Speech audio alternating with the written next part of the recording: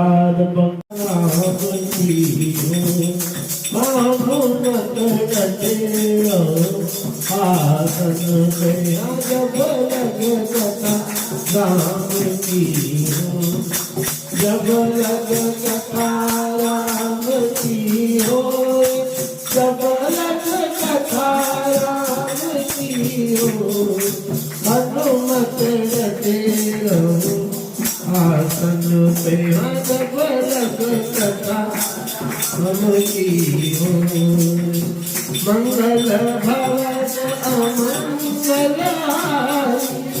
जब दशरथ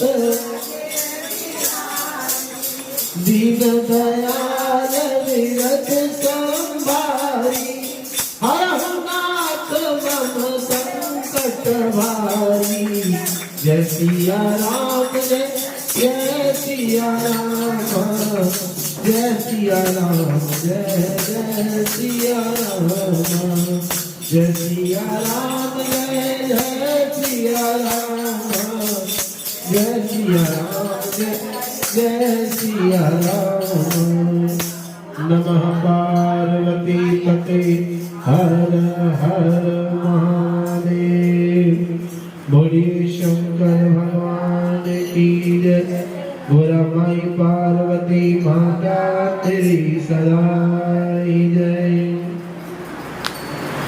बिन भजन बिना प्राणी कल्याण कहाँ होगा बिन भजन बिना प्राणी कल्याण कहाँ होगा जब भक्त नहीं होंगे भगवान कहाँ होगा जब भक्त नहीं होंगे भगवान कहाँ बिन भजन बिना प्राणी कल्याण कहाँ होगा ज्ञानी भी बहुत देखे ज्ञानी भी बहुत होंगे ज्ञानी भी बहुत देखे ज्ञानी भी बहुत होंगे पर रावण के जैसा विद्वान कहाँ होगा जब भक्त नहीं होंगे भगवान का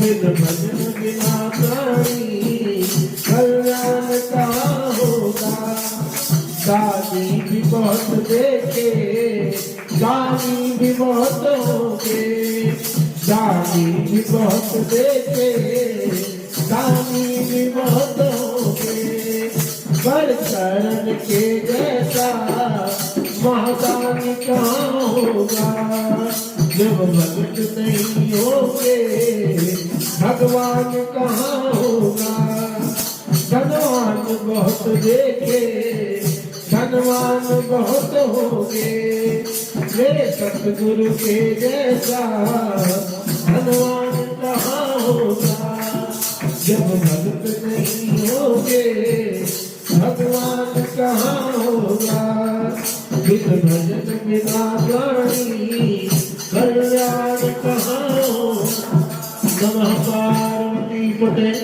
हर हर महादेव शंकर भगवान की जय भोला माई पार्वती माता तेरी सदा जय डमरू वाले बाबा तेरी लीला है प्यारी डमरू वाले बाबा तेरी लीला हरी जय जय भोले भंडारी जय जय भोले भंडारी जय जय भोले भंडारी जय जय भोले भंडारी डमरू वाले बाबा तेरी लीला है प्यारी डमरू वाले बाबा तेरी लीला है जय शंकर शंकर जय शंकर कैलाशपति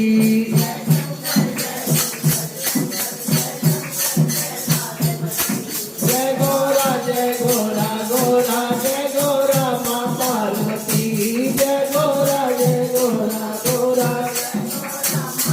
पार्वती जय शंकर कैलाशपति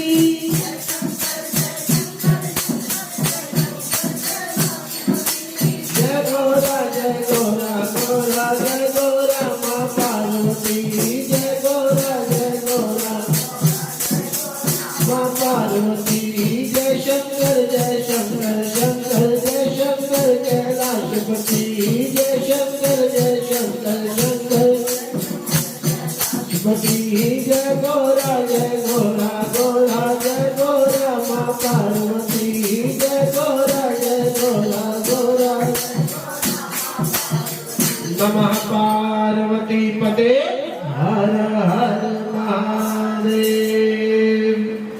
श्री शिव महापुराण ओम नमः शिवाय चतुर्थ कोटि रुद्र संहिता प्रारंभ। मंगलाचरण वंदो गणपति चरण रज निस दिन प्रेम लगाई विघ्न निवारे दुख हरे सुख गण करे बनाई। शंकर चरण सरोज रज वंदो कर जुग जोरी सदा रहे अनुकूल है मांगो यह निहोरी।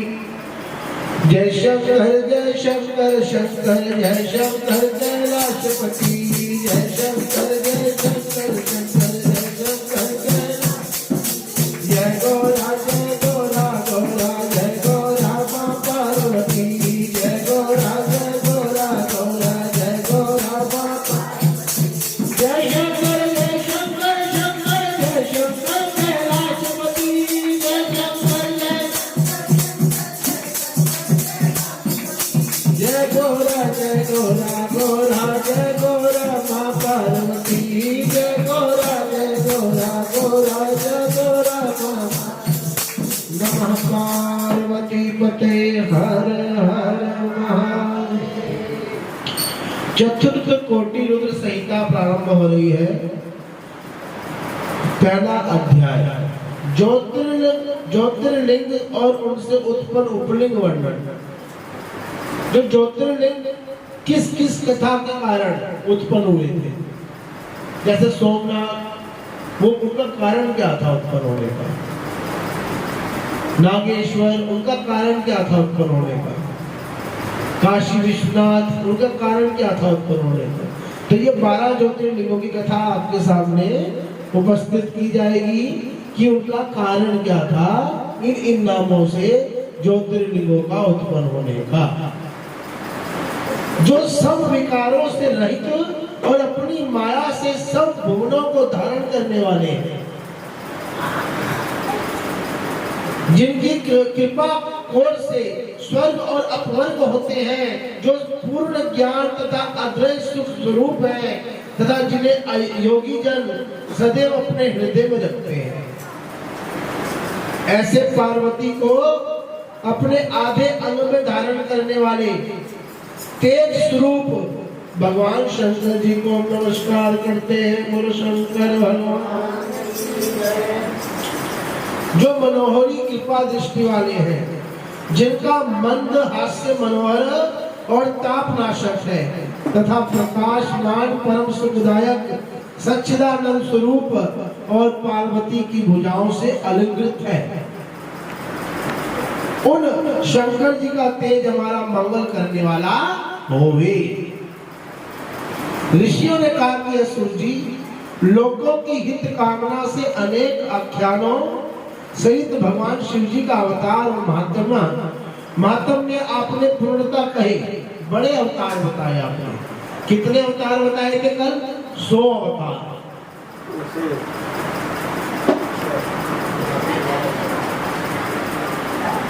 तो कहतात है शिव श्रेष्ठ, आप धन्य हैं। अब आप शिव जी के लिंग संबंधी जो महात्म्य है वो हमें सुनाने की कृपा कीजिए। है प्रभु, आपके मुख कमल से निकले हुए शिव जी के यश रूप अमृत को पीकर हम तृप्त नहीं होते, अतः फिर वही कीजिए। तो पृथ्वी पर प्रत्येक तीर्थों में शिव जी के जितने भी शिवलिंग हैं उनको तथा अनंत भी जितने शिवलिंग प्रख्यात हैं, व्यास शिष्य परमेश्वर के वही दिव्य लिंग लोगों के हित कामनार्थ हमारे को उनको कथा हमारे को हमें उनकी कथा सुनाई। तो सूर्य जी बोले कि ब्राह्मणों, लोक की हित कामना से ये आप लोगों ने बड़ा उत्तम प्रश्न किया है।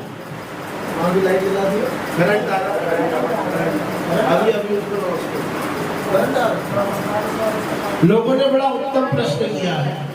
अतएव आप लोगों के स्नेहवश में संक्षेप में कहता हूँ, जरा ध्यान से सुनना। है मुनीश्वरों, समस्त शिवलिंगों की कोई गिनती नहीं है। जितने भी शिवलिंग हैं इनकी कोई गिनती नहीं है, क्योंकि ये पृथ्वी सहित ये सारा जगत जो है लिंगमय है। इस पृथ्वी सहित पूरा जगत लिंगमय है। तीर्थ सब लिंगमय है और सारा जगत लिंगमय है, प्रतिष्ठित है। और जिनकी कोई संख्या नहीं है, फिर भी मैं तुम्हारे को कहता हूँ नमः पार्वती पते। ये सारा दृश्यमान जगत शिव जी का ही स्वरूप है और इसके अतिरिक्त कुछ भी नहीं है ऋषियों। तथापि इस पृथ्वी पर जितने भी दिव्य लिंग हैं और जैसा कुछ मैंने सुना है वह मैं तुमसे कहता हूँ। आप लोग प्रेम से सुनिएगा। पृथ्वी में ही नहीं, पाताल में भी और स्वर्ग में भी शिवलिंग है जी। पाताल में स्वर्ग, क्योंकि देवता, असुर और मनुष्य सभी शिव जी की ही पूजा करते हैं। सारा त्रिलोक जो है शंकर जी से व्याप्त है और लोगों पर कृपा करने के लिए भगवान शंकर सब तीर्थों तथा स्थलों में अनेक प्रकार के लिंग धारण करते हैं। जब जहां कहीं भक्तों ने शिव जी का स्मरण किया, वहीं शिव जी उनका कार्य करने के लिए वहां अवतरित हुए और होकर वहीं स्थित रह गए। लोक कल्याण की भावना से प्रेरित होकर ही शंकर जी ने अपने लिंग की कल्पना की है, जिसकी पूजा करके मनुष्य सिद्धि को प्राप्त करता है तो जो यद्यपि पृथ्वी में जितने इन प्रधान से भी प्रधानों के प्रभाव को सुनाता हूँ, वह क्षण भर में सब पापों से मुक्त हो जाता है। वह जो प्रधान ज्योतिर्लिंग है, प्रधान जिन्हें कहते हैं प्रधान ज्योतिर्लिंग, वो 12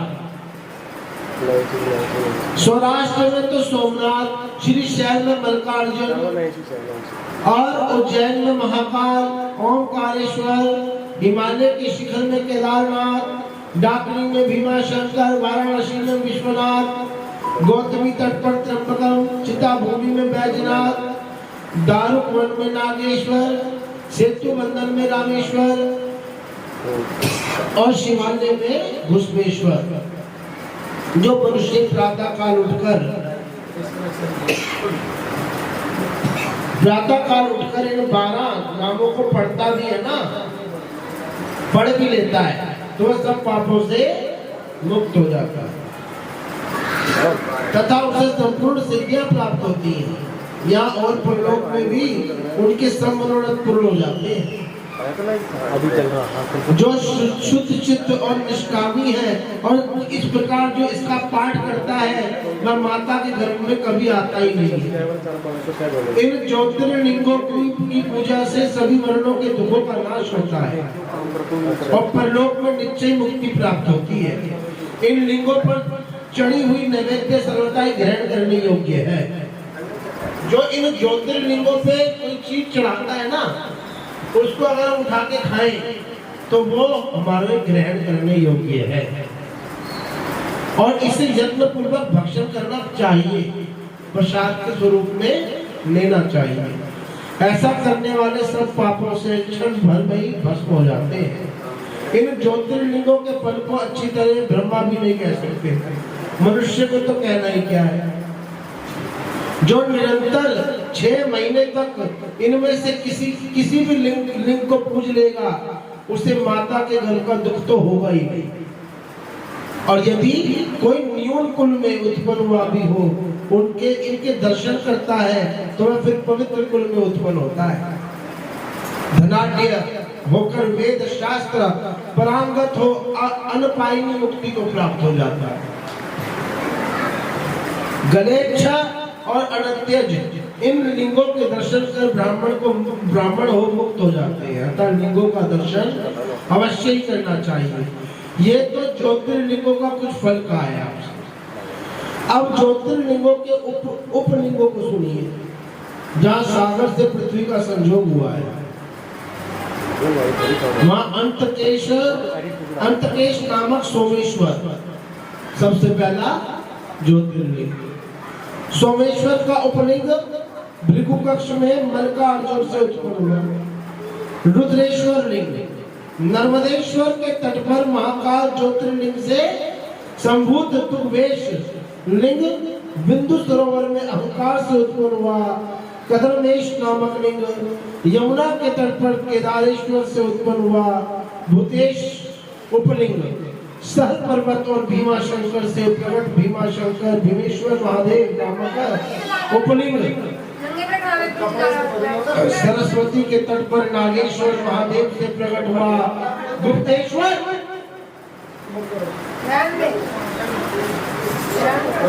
गुप्तेश्वर तथा घुस्मेश्वर से प्रकट हुआ व्यागेश्वर उपलिंग बड़ा ही प्रसिद्ध और सर्वत्र कामदायक है, जिसके दर्शन से सब पापों का नाश हो जाता है द्विजों।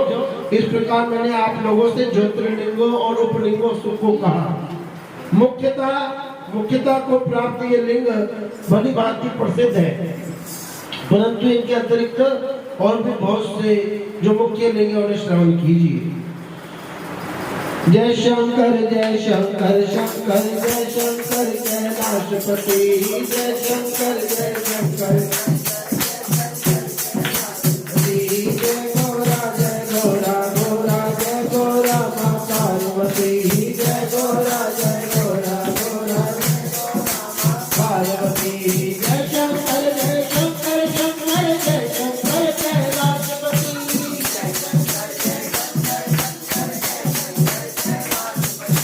जय गोरा गोरा जय गोरा मां पार्वती, जय गोरा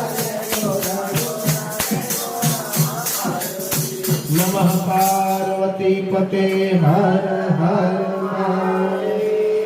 सूर्य बोले कि मुनीश्वर, गंगा जी के तट पर बसी हुई मुक्तिदायिनी काशी नगरी सर्वदा ही प्रसिद्ध लिंगमयी और शिव जी की निवास भूमि है, जिसमें कृतिवासेश्वर नामक एक ऐसा अभिमुक्त लिंग है जिसके निकट वास करने वाले वृद्ध बूढ़े बालक उन्हीं के समान हो जाते हैं, तथा वहां पर तिल भांडेश्वर और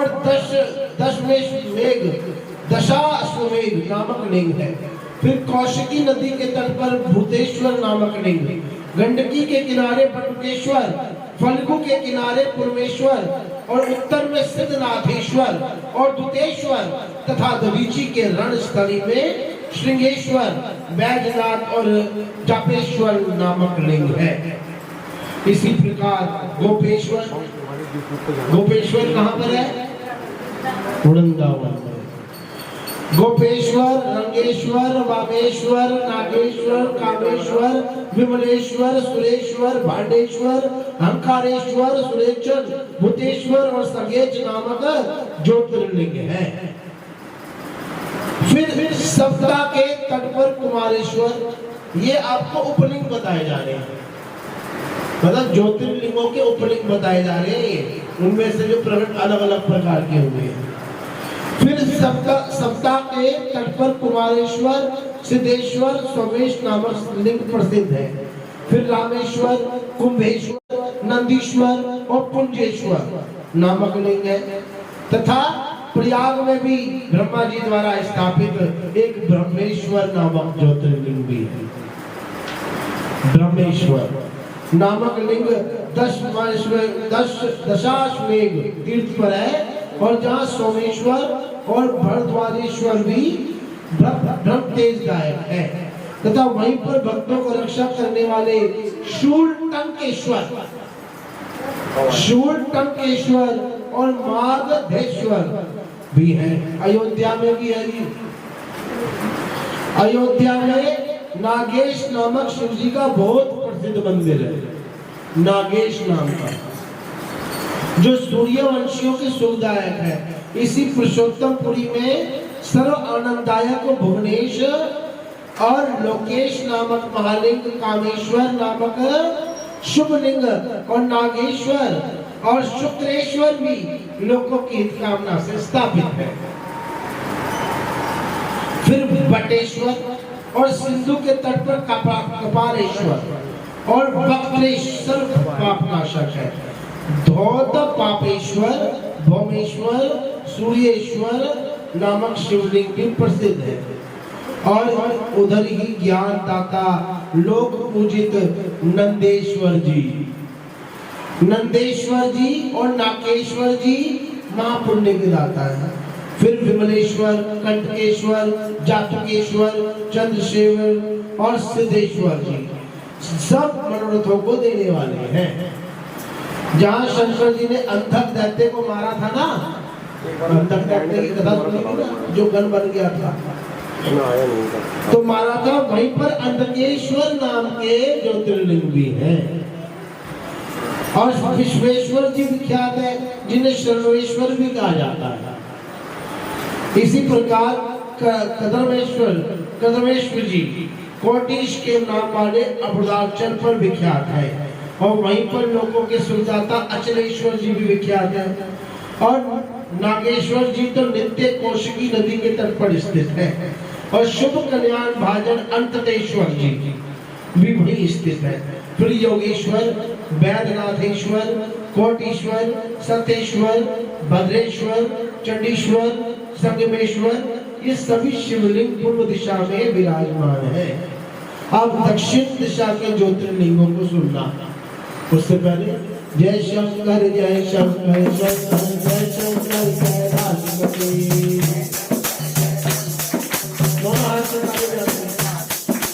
जय गोरा जय गोरा गोरा जय गोरा मां पार्वती।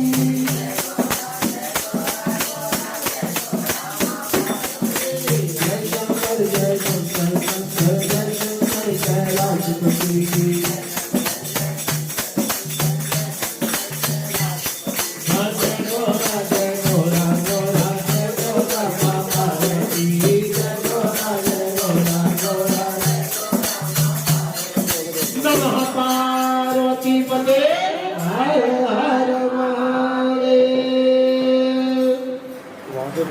तो सूर्य जी बोले कि चित्रकूट पर ब्रह्मपुरी में ब्रह्मा जी ने मत गजेंद्र नामक लिंग स्थापित किया है चित्रकूट में। और ये भी पूर्व दिशा में सब वरों को देने वाला तथा कोटिश नामक लिंग वहीं पर ही है। फिर गोदावरी के पश्चिम दिशा में पशुपति नामक शिव जी का लिंग है। और उसकी दक्षिण दिशा में लोक उपकारी अनुसुईया को सुखदायक अत्रीश्वर नामक शिवलिंग भी है, जिसके द्वारा साक्षात शंकर जी ने अपने अंशों से स्वरूप धारण करके वर्षा के अभाव में सब मनुष्यों को जीवन दान दिया था। ये सुन ऋषियों ने पूछा कि हम आबाद सूर्य जी है सुब्रत परम दिव्य स्वरूप अत्रीश्वर शिव जी कैसे प्रकट हुए, ये यथार्थ कहिएगा। कौन से ईश्वर? अत्रीश्वर महादेव। तो सूर्य जी बोले कि श्रेष्ठ ऋषियों, आप लोगों ने बड़ा ही सुंदर प्रश्न किया है। मैं इस शुभ कथा को आपसे कहता हूँ, जिसे निरंतर श्रवण करने से मनुष्य निश्चय ही पापों से मुक्त हो जाता है। दक्षिण दिशा में चित्रकूट के निकट तप की सिद्धि देने वाला और सज्जनों का हितकारी कामद नामक जो बड़ा भारी वन है, वहीं पर ब्रह्मा जी के पुत्र ऋषि अत्रि ने अनुसुईया के साथ कठिन तप किया था। हाँ। और जहाँ पहले कभी दुर्देव से प्राणियों को दुखदायक 100 वर्ष तक विकट अनावृष्टि हुई, जिससे सब वृक्षों के पत्ते तथा फल सूख गए थे और नित्य कर्म के लिए भी कहीं पर जल नहीं दिखाई दे रहा था, वहाँ जल भी सूख गया था। शीतलता का कोई नाम ही नहीं था और ऐसी तीक्ष्ण वायु चला करती थी कि जिससे पृथ्वी पर अत्यंत दुखदायक महाभयंकर हाहाकार मच गया। तब प्राणियों के इस संकट को देखकर अत्रि प्रिया पतिव्रता अनुसुईया ने कहा, ये दुख मुझसे सहा नहीं जाता है। ये सुन आसन पर बैठे हुए अत्रि मुनि प्राणायाम की 3 आवृत्ति कर समाधि में लीन होकर अपनी आत्मा में स्थित परम ज्योति स्वरूपा निर्विकार शंकर जी का ध्यान करने लगे। उस समय अन्न अभाव से सभी दुखी थे, किसी के पास अन्न नहीं था। यहाँ तक कि शिष्य अपने गुरु को छोड़कर अन्यत्र चले गए और अकेली पतिव्रता अनुसुईया ही वहां महर्षि के पास रह गई थी। वह नित्य अपने स्वामी की सेवा में रत रहती थी तथा उन्होंने पार्थिव पूजन भी आरंभ कर दिया। भगवान जी का पार्थिव लिंग बनाया शिव जी का, उसका पूजन करने लगी, जिसमें वह मानस उपचारों से शिव जी को पूछती रहती थी, बारंबार भक्ति पूर्वक उनकी स्तुति करती रहती थी, जिनके अपूर्व सौंदर्य को देखकर किंतु उनके तेज से व्याकुल हो दैत्य दानव वैसे ही दूर रहते थे जैसे अग्नि से दूर रहते। इस प्रकार शिव जी की और अपने पति की सेवा करती हुई तपस्विनी अनुसुईया वहां रहती और वैसे ही उनके पति भी अपने कार्य में संलग्न थे और वहां तीसरा कोई भी नहीं था।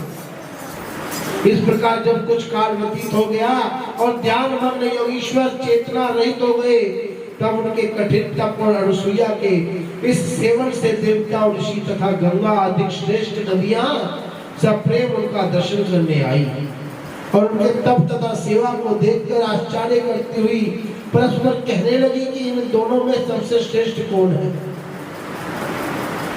तपस्वी अत्रि या सेवन करने वाली अनुसुईया। इस तब सेवा ही श्रेष्ठ हुई। फिर उन दोनों की महानता को धन्यवाद दे वह सब जैसे आए थे वैसे ही गंगा शंकर को छोड़कर चले गए। गंगा जी उस पतिव्रता के धर्म से मुग्ध हो वहीं ठहर गई और बोली कि मैं इस अनुसुईया का उपकार करके ही जाऊंगी, और शिव जी भी अपने पूर्ण अंश से यहाँ पर स्थित हो गए। 54 वर्ष व्यतीत हो गए।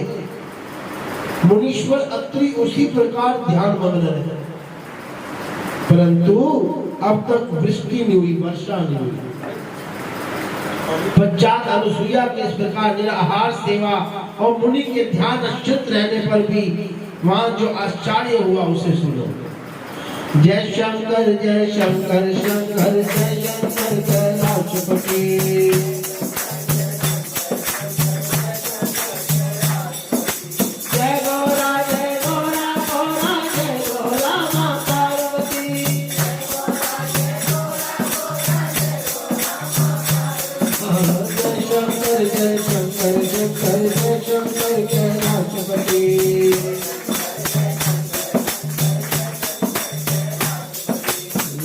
पार्वती पते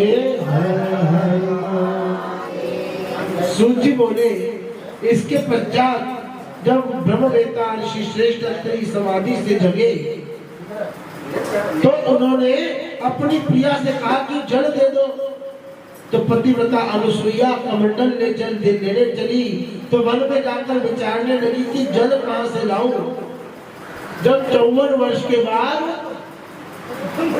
ऋषि अत्रि जी ने जब गए तो उनको कहते हैं कि जल दे दो, अपनी पत्नी से कहते हैं। तो पत्नी कहती है कि वो जल कहां से लाऊं, जल तो है ही नहीं। तो आश्चर्य से जल की खोज को चली गई। तब उन्हें इस प्रकार जल की खोज में जाते देखकर नदियों में श्रेष्ठ गंगा जी ने उनका पीछा किया। नदियों में श्रेष्ठ गंगा जी ने उनका पीछा किया और अनुसुईया से कहा कि हे देवी, तुम अब कहां जा रही हो? मैं तुझ पर प्रसन्न हूँ, है सुभगे, तुम धन्य हो, मैं तुम्हारी आज्ञा पालन करूंगी। मैं गंगा हूँ जो तुम्हारे भजन से प्रसन्न होकर तुम्हारे पास आई हूँ। तुम जो चाहती हो वही मांगो। पहले सब मिलकर जयकारा लगाना, बोले श्रीमात गंगा तेरी सदाई जय, बोले गंगा मैया की जय। गंगा नदी सर्व नदियों के अंदर सबसे श्रेष्ठ नदी है और नदियों के अंदर तो मात्र स्नान करने से उसका फल प्राप्त होता है, पर गंगा का दर्शन करने मात्र से हम उसके फलीभूत हो जाते हैं। ये सुन अनुसुईया जी नमस्कार ऐसा कहा तो गंगा जी ने अपना जल नाश रहित किया और अनुसुईया जी उस दिव्य जल को ले अपने स्वामी के पास आ गए तथा जल उन्हें देकर उनके आगे खड़ी हो गई। तो ऋषि ने आचमन किया, दिव्य गंगा जल पान किया और बड़ा सुख पाया। तो पश्चात ऋषि ने अनुसुईया से कहा कि आश्चर्य की बात है कि वर्षा अब तक नहीं हुई, फिर तुम ये दिव्य जल लाई कहां से? तो अनुसुईया ने सोचा यदि मैं इस संबंध में कुछ कहती हूँ तो ये अतिशय होगा और निवेदन करूं तो मेरा व्रत भंग हो जाएगा। तो अनुसुईया जी ने विचार करती रही कि ऋषि ने बार बार पूछने लगे, तो शिव जी ने अनुसुईया को बुद्धि दे दी। उन्होंने कहा भगवान शंकर के प्रताप तथा आपके सुकृतो कर्म से यहाँ गंगा जी आ गई है और ये उन्हीं का जल है। तब प्रिया के ऐसे वचनों को सुनकर मुनि विस्मित से हो गए और मनी मन शिव जी का स्मरण करके बोले कि हे प्रिय, जाने तुम ये सत्य या असत्य क्या कह रही हो, क्योंकि ये तो बड़ी दुर्बल गति हो गई है। जो योगियों और देवताओं को भी असाध्य है, यह आश्चर्य आज यहाँ कैसे हो गया। आज इसका मुझे बड़ा आश्चर्य हो रहा है। यदि मैं आंखों से देखूं तो ही इसको सत्य मानूंगा। अनुसुईया ने कहा यदि आप शरीर द्वारा गंगा जी को देखना चाह रहे हैं तो मेरे साथ आइए। ऐसा कहकर पतिव्रता अनुसुईया पति को साथ ले गई और मणि मन शिव जी का स्मरण करती हुई वहां पहुंची जहां शरीर द्वारा गंगा जी में खड्डे में विराजमान थी। तो ऋषि श्रेष्ठ ने जाकर जल से पूर्ण गर्त को देखा और कहा कि धन्य है, क्या ये मेरा तप है अथवा या फिर किसी का। ऐसा कहकर उन्होंने भक्ति पूर्वक गंगा जी की बहुत बड़ी स्तुति की और जहां मुनि ने उस निर्मल जल में स्नान किया था ना, वहीं गंगा जी की स्तुति की थी और फिर आचमन करके बार बार स्तुति भी करने लगे। सर्वथा अनुसुईया ने भी उस जल में स्नान किया। स्नान कर मुनि के साथ नित्य कर्म किया। तो गंगा जी ने कहा कि अब मैं अपने स्थान को जा रही हूँ। तो ये सुनकर साधु अनुसुईया नदियों में श्रेष्ठ गंगा जी से बोली कि हे देवी, यदि आप प्रसन्न हैं और मुझ पर बड़ी कृपालु हैं तो निश्चल होकर इस तपोवन में ही क्यों नहीं रह जाते। बड़ों का यही स्वभाव होता है कि किसी का अंगीकार करके पीछा नहीं छोड़ना चाहिए। ऐसा कहकर हाथ जोड़कर बार बार स्तुति करने लगी। तो मुनीश्वर अत्रि ने भी कहा कि है सरिधरे, आप यहाँ ही निवास करें और जय देवी सानुकूल ही हमें सनाथ करें। तब उनके रमणीय वचनों को सुनकर श्रेष्ठ नदी गंगा से प्रसन्न हो अनुसुईया ने कहा, यदि तुम अपने स्वामी के शिव पूजन रूप 1 वर्ष के फल को मुझे दे दो जो तुमने उनका पूजन किया है अपने पति का। 54 वर्ष तक वो तपस्या करी है उन्होंने और 54 वर्ष की तपस्या में अनुसुईया ने उनकी सेवा करी। तो उस 54 वर्ष में से वो कितने वर्ष मांग रही है गंगा मैया? 1 वर्ष को मुझे दे दो तो मैं देवताओं के उपकार के लिए यहीं पर स्थित रह सकती हूँ। तो मेरी दृष्टि ना हो तो दानों से होती है। अगर हम गंगा जी का स्नान करने जाते हैं ना, आप हम कोई भी, जब तक हम गंगा जी का स्नान करके कुछ वहां दान ना करें तो वो स्नान नहीं लगेगा, वो स्नान नहीं लगेगा। गंगा का स्नान करने के बाद में गंगा के लिए दान करना हमारे लिए परम आवश्यक होता है। इसी के लिए गंगा के निकट तट पर बड़े बड़े पंडे बैठे होते हैं पोथे लेके, ताकि आप गंगा जी के निमित्त दान के साथ साथ अपने पुत्रों का भी उद्धार कर सकें। इस करके गंगा मैया इस जगत की तारणहार है और गंगा के स्नान से करने के बाद क्या करना चाहिए? दान करना चाहिए, जब भी हमें वो गंगा स्नान का फल प्राप्त होगा। इसलिए तो कहता है कि कहते हैं ना कि बेटी भी आधी है तो गंगा नहाली है, बेटा भी आधी है तो गंगा नहाली। गंगा दोनों तरफ होता है आजकल दोनों तरफ आजकल है। कहते हैं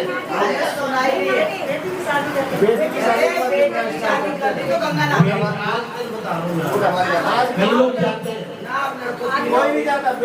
कहीं जाते हैं ना तीर्थ स्नानों से ना यज्ञ से, और वैसे जाना चाहिए कि नहीं जाते स्नानों से ना यज्ञ से और ना योगों से होती है। जैसी की पतिव्रता से दृष्टि होती है। मेरा मन जैसा पतिव्रता को देखकर प्रसन्न होता है वैसा अन्य उपायों से नहीं होता है। पतिव्रता स्त्री को देखकर गंगा जी बड़ी प्रसन्न होती है। ये सत्य कह रही है गंगा माँ कि पतिव्रता को देखकर मेरा पाप नष्ट हो जाता है। तो पतिव्रता स्त्री पार्वती समान होती है। इसलिए लोक कल्याण के लिए अपने स्वामी के 1 वर्ष के शिव पूजन को मुझे दे दो। अरे थोड़ा सा आगे जाकर बात कर लो ना यार, भाई कथा कर रहे हैं यार। मुझे दे दो तभी मैं स्थित रहूंगी। तो सूर्य जी कहते हैं कि जब पतिव्रता अनुसुईया ने इस प्रकार का वचन सुना तो उन्होंने गंगा जी के 1 वर्ष का सब पुण्य जो है दे दिया। बड़ों का यह स्वभाव होता है कि दूसरों का हित करे, जिसके स्वर्ण चंदन और ईश्वर का उदाहरण है। तब अनुसुईया की इस महानता को देखकर महादेव जी बड़े प्रसन्न हो गए, पार्थिव लिंग से वहां प्रकट हो गए, जो अनुसुईया जी ने पार्थिव लिंग बना रखा। और शंकर जी ने कहा कि साध्वी है पतिव्रते, मैं तुझ पर बड़ी प्रसन्न हूँ, वर मांग। तब पंचमुखेश्वर शंकर को प्रत्यक्ष देख के ऋषि दंपति भक्ति पूर्वक वचनों में भगवान शंकर की स्तुति करने लगी और नमस्कार करते हुए बोलने लगी कि यह देवादिदेश है, देवों के देव महादेव, यदि आप प्रसन्न हैं तो जगत माता पार्वती सहित आप यहीं पर निवास कर संसार को सुख दीजिए। तो इस प्रकार गंगा और शंकर प्रसन्न हो दोनों वहीं पर स्थित हो गए और उनका शंकर जी का वहीं अत्रीश्वर नामक पड़ गया। अत्रीश्वर नाम पड़ा तथा गंगा जी अपने माया से उस गर्त में स्थित हुई। तब से हाथ भर खड्डे में अविनाशी जल मंदाकिनी नाम से प्रसिद्ध हुई। मंदाकिनी नाम से 50 ऋषि भी वहां आ गए, जो कि पहले अनावृष्टि के दुर्भिक्ष से उत्पन्न चले गए थे और आकर उन्होंने अपनी पत्नियों सहित यमव्रीहि लेकर होम किया। फिर तो उनके उस कर्म से संतुष्ट हो बादलों से वृष्टि की और लोक में आनंद छा गया। और ये अत्रीश्वर महात्म में सब सुखों और मनोरथों का देने वाला तथा भक्ति वर्धक है। जय शंकर जय शंकर शंकर।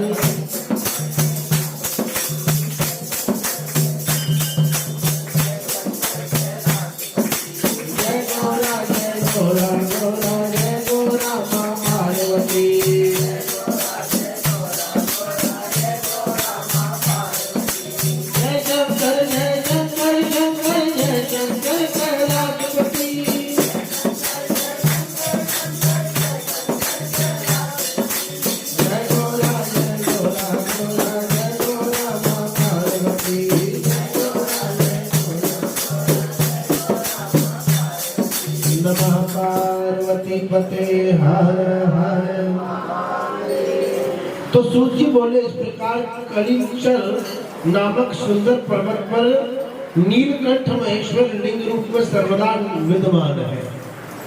बोलिए नीलकंठ महादेव की जय। जिनके दर्शन और नीलकंठ नामक तीर्थ में स्नान करने से सारे पापों का नाश हो जाता है। ऐसे तो इसी प्रकार रेवा के तट पर जितने भी शिवलिंग हैं उनकी तो संख्या ही नहीं कह सकता कोई, और वह सभी सुख के देने वाले हैं। और रेवा तो स्वयं ही शिव स्वरूप है, जिसके दर्शन मात्र से समस्त पापों का नाश हो जाता है तथा उसमें जितने भी पाषाण हैं सभी शिव स्वरूप है। इसी प्रकार आंतेश्वर, परमेश्वर, रामेश्वर, कुमारेश्वर, पुंडीकेश्वर, मांडकेश्वर, तीक्ष्णेश्वर नामक शिवलिंग भी उसी रेवा के तट पर विद्यमान है और जिनके दर्शन मात्र से सब पापों का नाश हो जाता है। ऐसे ही नर्मदा के तट पर धुंधरेश्वर, शलेश्वर, कुंभेश्वर, कुबेरेश्वर, सोमेश्वर नामक शिवलिंग प्रसिद्ध है। परंतु रेवा के तट पर तो नंदिकेश्वर नामक शिवलिंग है, उसका तो और भी बड़ा महात्म्य है। रेवा के पश्चिम तट पर कर्णिकी नामक नगरी है, जहाँ किसी उत्तम वंश के श्रेष्ठ ब्राह्मण ने अपनी स्त्री को अपने दोनों पुत्रों को सौंपकर काशी को गमन किया था और काशी में ही वह ब्राह्मण मर गया था। जब उसके दोनों पुत्रों ने वृतांत सुना तो उसका पिता का यथोचित सब कर्म किया और स्त्री ने कुछ धन को अपने अंतिम कर्म के लिए छोड़ दिया, छोड़कर सारा धन दोनों पुत्रों में बांट दिया। और कुछ काल व्यतीत हो जाने पर उस ब्राह्मणी के भी मरने का समय आया, तो अनेक पुण्य करने पर भी उसके प्राण ना निकले। इससे उसके दोनों पुत्रों को चिंता हो गई और उन्होंने अपनी माता से कहा कि माता, क्या और कुछ शेष रहा है जो कि तुमको इस समय अत्यंत कष्टदायक हो रहा है, तो उस व्रत को हमें बतला दो, तो हम भी उसे सहर्ष करेंगे। तब पुत्रों का ये वचन सुनकर उनसे कहा कि यह थोड़ा बहुत व्रत शेष रहा है, यदि उससे कर दोगे तो मैं सुख से मर जाऊंगा। तब बड़े पुत्र ने माता से उस व्रत को पूछा, तो माता ने कहा, पहले काशी में जाने की मेरी इच्छा थी, परंतु बिना गए मैं अब मर रही हूँ। यदि तुम मेरी अस्थियों को बिना आलस के गंगा जी में प्रवाहित कर दोगे तो निश्चय ही मेरा कल्याण हो जाएगा। तो सूर्य जी बोले कि ऐसा कहकर उसकी माता मरने लगी। तो उसके उस मृतक अवस्था में पुत्र ने उससे सहर्ष प्राण त्यागने का उत्साह दिया। तो माता ने शिव जी का स्मरण करते हुए अपना प्राण विसर्जन कर दिया। पुनः उसका सब काम किया गया। पश्चात तीर्थ कामना से उसका बड़ा पुत्र सुवाद नामक माता की अस्थि ले काशी गया। वहां जाकर संध्या आदि कर्मों को करके उसने अद्भुत कर्म करने वाले शिव जी की बहुत बड़ी स्तुति की। तब वह काशी में जिस ब्राह्मण के घर ठहरा था, वहां रात में एक आश्चर्य हुआ, उसे आदर से सुनिएगा। तो सूर्य जी बोले, ब्राह्मण के आंगन में एक सुंदर गाय बंधी हुई थी और उसका बछड़ा भी था, परंतु सायकाल के समय से दुई ना जा सकी थी, क्योंकि ब्राह्मण के घर में ही नहीं था। जब रात में वह घर आया तो गाय को दुई न दे खेदित हुआ। उसने शीघ्र ही अपनी स्त्री को बुलाया, बछड़ा छोड़ दिया, छोड़ गाय को धोने लगा। जब बछड़े ने गौ को पहना दिया तो ब्राह्मण उसे खूंटे से बांध गाय के थन से दूध निकालने के लिए चला गया। बछड़े ने उछल कूद कर उसका पैर कुचल दिया। उससे वह ब्राह्मण बड़ा पीड़ित हुआ। उसने क्रोध करके उस बछड़े को बहुत मारा, जिससे कुछ काल में बछड़ा शांत हुआ और ब्राह्मण ने गाय धो ली, परंतु क्रोध से उसने बछड़े को नहीं छोड़ा। तब बछड़े को दूध पिलाने की प्रीति से गौ रोने लगी, रुदन करने लगी। उस समय अपनी माता को डकराते देख बछड़े ने कहा कि माता, तुम क्यों रो रही हो?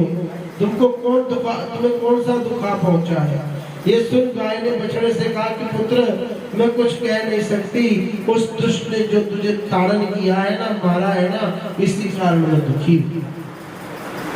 अपनी माता का वचन सुन बछड़े ने उसे समझाया और प्रारब्ध के ऊपर संतोष कर अपनी माता से बोला कि क्या करें, कहाँ जाए, हम कर्मों के बंधे हुए, जैसा पहले कर चुके हैं वैसा अब हम भोग रहे हैं। हंसकर कर्म किया जाता है, रोकर उसे भोगा जाता है। कोई सुख दुख का देने वाला नहीं होता है, अपने किए कर्मों का फल दूसरा ही देता है। अपने कर्मों से ही सुख और दुख दोनों प्राप्त होते हैं। कारण कर्म ही पूजनीय है, सब कुछ कर्मों में स्थित रहता है। इसी से मेरी तू माता हुई है और मैं तेरा पुत्र हुआ अपने कर्मों के अनुसार। और ये जितने भी जीव हैं वह सब कर्म के बंधे हुए हैं। इस कारण तू चिंता ना कर। तब गाय अपने पुत्र के इस महत्वपूर्ण ज्ञानपूर्ण वचनों को सुनकर पुत्र शोक से व्याकुल और दीन हुई। ये वाक्य बोली कि अवश्य मुझे सब कुछ पता है, सब जानती हूँ, सब जीव कर्म के अधीन ही है, तब भी माया से फंसी हुई मैं दुख को प्राप्त हो रही हूँ और रुदन करने पर भी मेरे दुख नहीं जा रहा है। तब माता के ऐसे वचन सुनकर बछड़ा बोला कि यदि तू ऐसा जानती है तो फिर तू क्यों रो रही है? कर्म को बिना भोगे कोई उपाय नहीं है, अतएव दुख का त्याग करो। तो पुत्र के इस कथन को सुनकर माता गाय ने अत्यंत दुखी तो एक दीर्घ निश्वास ली और बछड़े से कहा कि मेरा दुख तो तब जाएगा जब वैसा ही दुख उस ब्राह्मण को होगा। है पुत्र, प्रातः काल काल में उसे अपनी सींगों से ऐसा मारूंगी कि जिससे शीघ्र ही विदीर्ण होकर वह तत्काल ही अपने प्राण त्याग देगा। इसमें कोई संदेह नहीं है। बछड़े ने कहा कि नहीं, ये कदापि नहीं होना चाहिए, क्योंकि एक तो पहले ही ना जाने ऐसा कौन सा दुष्कर्म किया है कि जिसका फल हम अभी भोग रहे हैं, और फिर अब ब्रह्म हत्या का फल तुम कैसे पाओगी? जब पुण्य और पाप समान होता है तब इस संसार में जन्म होता है, और जब इन पाप पुण्य दोनों के भोग नष्ट हो जाते हैं तभी मुक्ति मिलती है। कभी कर्मों का नाश तो कभी भोग भी होता है, और ना जाने किस कर्मों में कर्म का नाश हो और किस जन्म में हमारे को भोगना पड़े। इस कारण तू ऐसा कर्म ना कर। कहां मैं तेरा पुत्र, कहां तू मेरी माता। तब माता तथा पुत्र वश में इतना व्यर्थ का अभिमान क्यों? ना कोई किसी की माता है, ना ही कोई किसी का पुत्र है। कौन माता है, कौन पिता है, कौन स्वामी है, कौन स्त्री है? कोई भी किसी का नहीं है।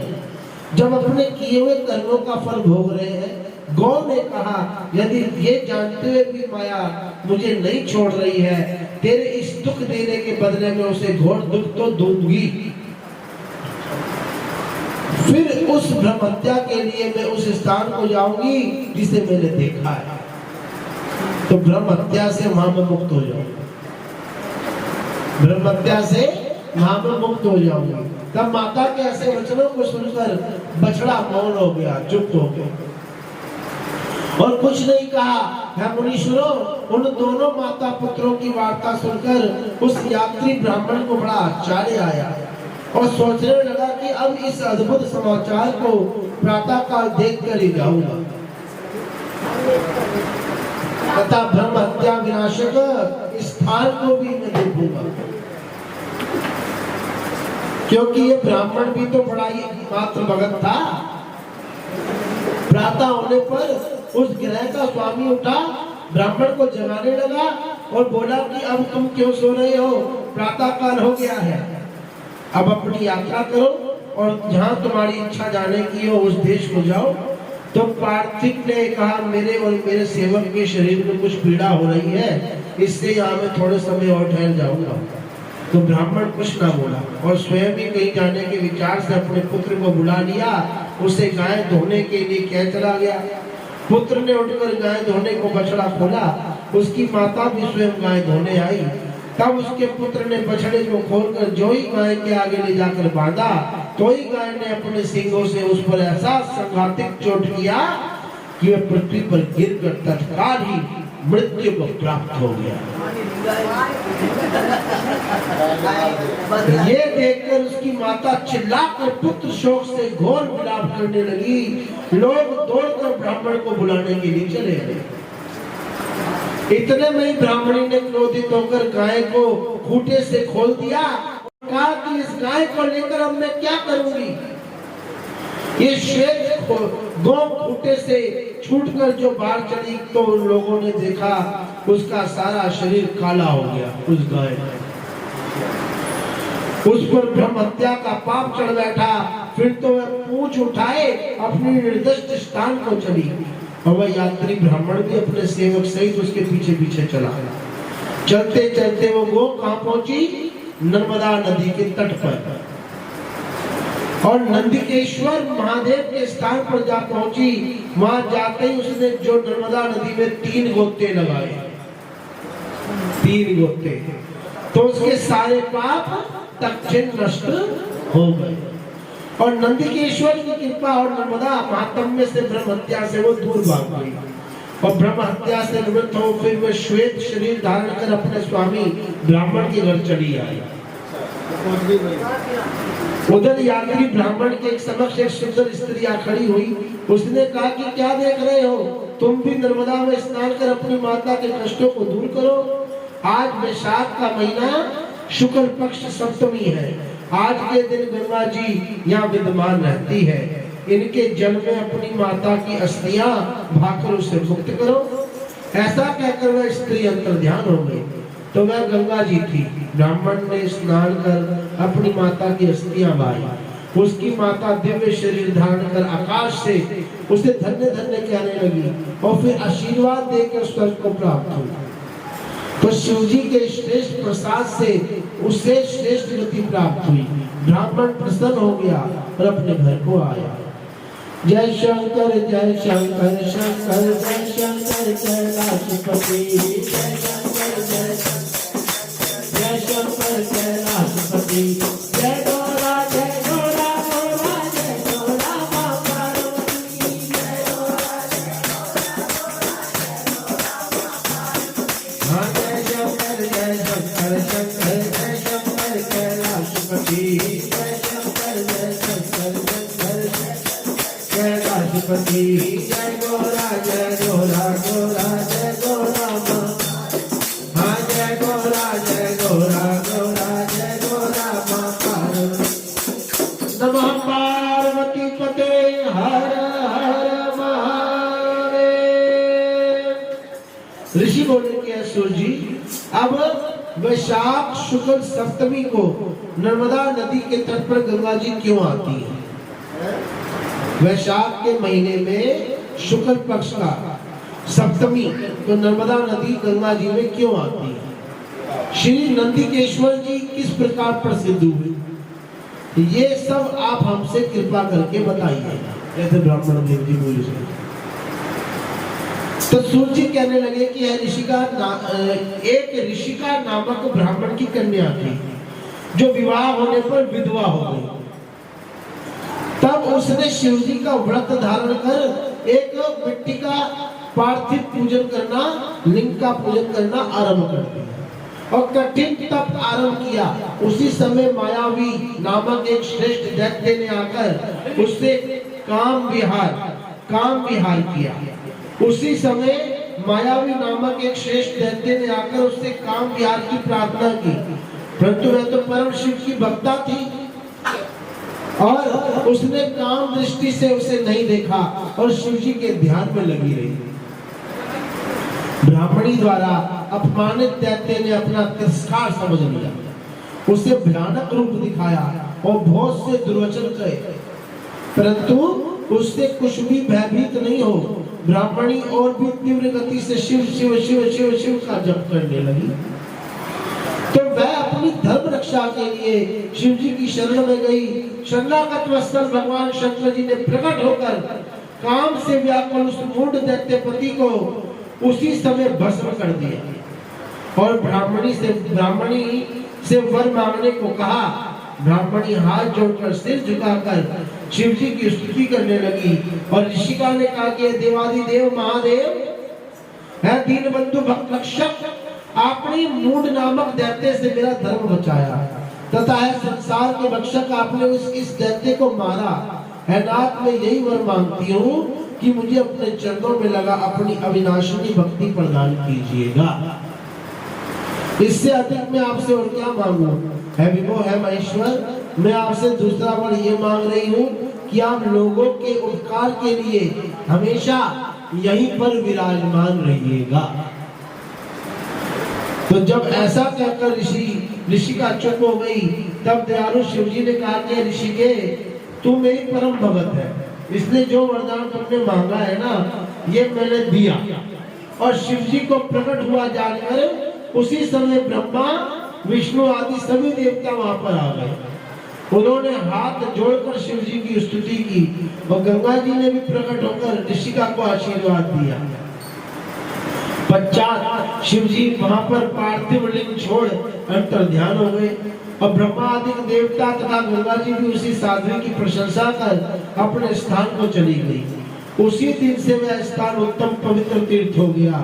सर्व पाप विनाशक नंदिकेश्वर जी भी इस जगत में प्रसिद्ध हुए। जो मनुष्य वैशाख शुक्ल सप्तमी को यहाँ स्नान कर नंदिकेश शिव की पूजा करता है उसके ब्रह्म हत्या आदि की सभी पाप जो होते हैं छूट जाते हैं। जय शंकर शंकर जय शंकर कैलाशपति। शंकर कैलाशपति हाँ जय गौरा गौरा जय गौरा माँ पार्वती जय गौरा गौरा जय गौरा जय शंकर हाँ जय शंकर जय शंकर कैलाशपति जय गौरा गौरा जय गौरा हाँ जय गौरा गौरा जय गौरा नमः पार्वती पते हर हर।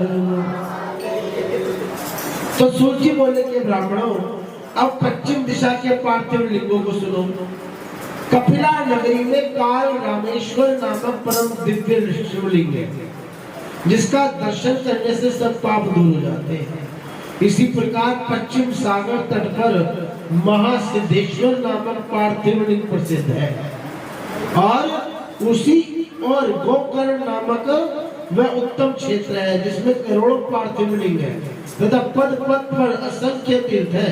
पद पद पर इन गोकर्णनाथ में सभी तीर्थों तथा पवित्र पार्थिव लिंगों की महिमा विद्यमान है। ये साक्षात लिंग सतयुग में श्वेत वर्ण, त्रेता में अत्रि रक्त वर्ण, द्वापर में पीत वर्ण तथा कलयुग में श्याम वर्ण का हो गया। जो इस महापराक्रमी शिवलिंग को पूजता है वो बड़े से बड़े पापों को नाश कर साक्षात शिव को प्राप्त करता है। उसे ब्रह्म पद तक प्राप्त हो जाता है तथा वहाँ पर ब्रह्मा विष्णु आदि देवताओं का हित करने के लिए शिव जी महाबल नाम से प्रसिद्ध हो निवास किया करते हैं। गोकर्ण जैसे राक्षस रावण ने घोर तप द्वारा वर प्राप्त कर गोकर्ण में उनका लिंगगण नामक रूप से स्थापित किया है। यहाँ ब्रह्मा विष्णु आदि सभी देवता महेंद्र विश्वदेवा मरुद्गण आदित्य वसु अश्विनी कुमार तथा तारा गणों सहित चंद्रमा और यम मृत्यु चित्रगुप्त तथा अग्नि आदि सब देवता और गंगा आदि नदियों सहित वरुण जी और भद्रकाली जी चंडिका आदि देवियां सहित आकर यहाँ निवास शिव जी के प्रत्याग सब द्वारों पर स्थित रहती है। सभी उन महाबल नाम से शिव जी को प्रणाम करती है तथा अभिलाषित मनोरथों को पाकर वह सुख पूर्वक भ्रमण करते हैं। इसी कारण गोकर्णनाथ में शिवलिंग को मोक्ष का द्वार कहा गया है। माँ इन्हीं महाबल नामक शिव जी की पूजा स्तुति होती है। जो माघ के महीने कृष्ण और चतुर्दशी दोनों को ही इस महाबल शिव जी की पूजा करता है वह यदि पापी भी हो तो उससे मुक्ति प्राप्त हो जाती है। इस चतुर्दशी तिथि पर शिव जी का महोत्सव देखने की इच्छा से वहाँ चारों वर्णों के मनुष्य जाते हैं। यही कारण है कि शिव जी के इस पार्थिव लिंग को पूजकर एक चांडाली शिवलोक को प्राप्त हो गई थी। ऋषि बोलेंगे महाभारत सूर्य जी है प्रभु आप धन्य हैं। वह चंडाली कौन थी? अब आप मुझे उसकी कथा सुनाइए। तो सूर्य जी बोलेंगे जो ये चंडाली पहले जन्म में सोमनी नामक एक परम सुंदरी ब्राह्मण कन्या थी। जब वह युवा हो गई तो उसके पिता ने उसके ही योग्य एक युवक ब्राह्मण से विवाह उसका करा दिया जिसके साथ वह कुछ समय तक रमण करती रही और पश्चात उसका वह युवक पति रोग से पीड़ित हो गया और काल के योग से मृत्यु को प्राप्त हो गया, जिससे सोमनी बड़ी दुखित हुई और शोक करती हुई उदास भाव से घर में रह अपने वैधव्य जीवन को व्यतीत करने लगी। परंतु कुछ अधिक दिन व्यतीत हुआ कि वह काम से पीड़ित हो गई। काम से पीड़ित होकर व्याभिचार करने हो गई। उसके कुल कलंक की एवं कुस्कित कर्मों को जानकर उसके कुटुंबी यही वाणी कारों धोने बढ़ करके कि मैं मथुरा जी से आया हूँ, संदेशा मैं सुनाता हूँ जो अपने साथ लाया। संदेशा मैं सुनाता हूँ जो अपने साथ लाया। कहा राधा ने बढ़ करके, कहा राधा ने बढ़ करके संदेशा खूब लाए हो, मगर ये नगरी, मगर ये याद रखना प्रेम की नगरी। निकालो ज्ञान की पोथी न हाथों से फिसल जाए, निकालो ज्ञान की पोथी न हाथों से फिसल जाए, विरह की वेदना में ज्ञान की पोथी न जल जाए, विरह की वेदना में ज्ञान की पोथी। हजारों गोपियों के बीच में थी राधिका रानी, बस सभी के मुंह से रह रह कर निकलती थी यही वाणी, क्या कि मैं तो रोती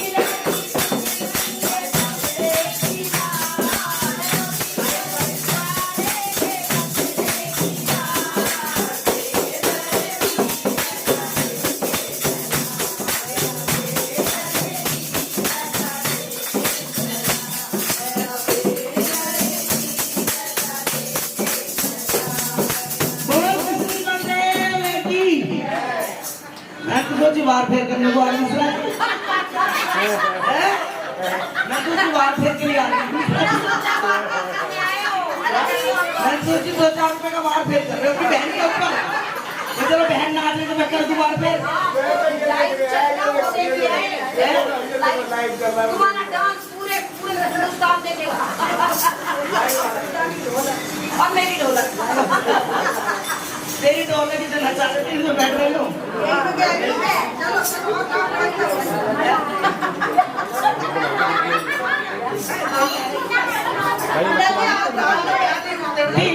तुझको दिया